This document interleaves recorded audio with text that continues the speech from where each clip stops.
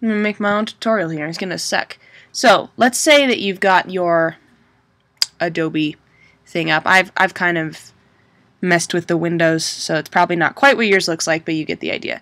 So let's say you've taken your, taken your video and you drag it into your timeline.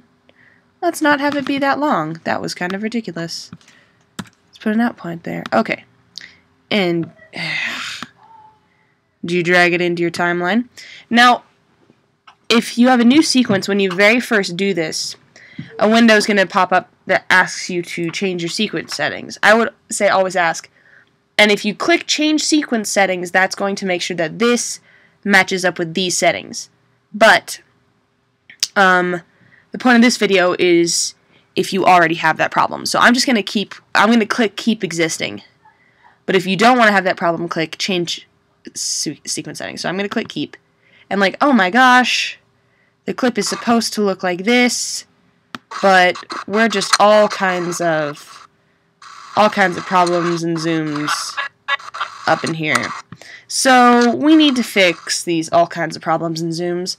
And as far as my knowledge goes, there's no easy way to change the sequence settings right here. And you'll probably notice this problem after you put the first clip in anyways, so it doesn't really matter. So there are two ways to solve this problem. One is just to go File, New, Sequence, and then it doesn't really matter any of these that you click, because hopefully it will ask you, you'll make a new sequence, and then when you drag the clip in, it'll say, do you want to change the sequence settings? But if you are not having that window pop up, there's a new thing you can do.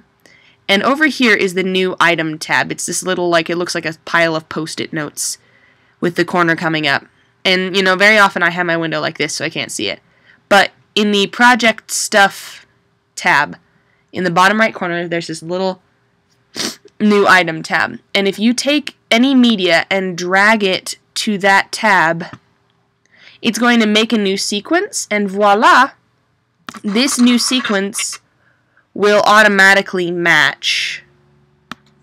It will automatically, sync its settings to the same one. So that's the best way to do it, is to just take the media. Let's try it with another one. And we'll take the media and drag it there.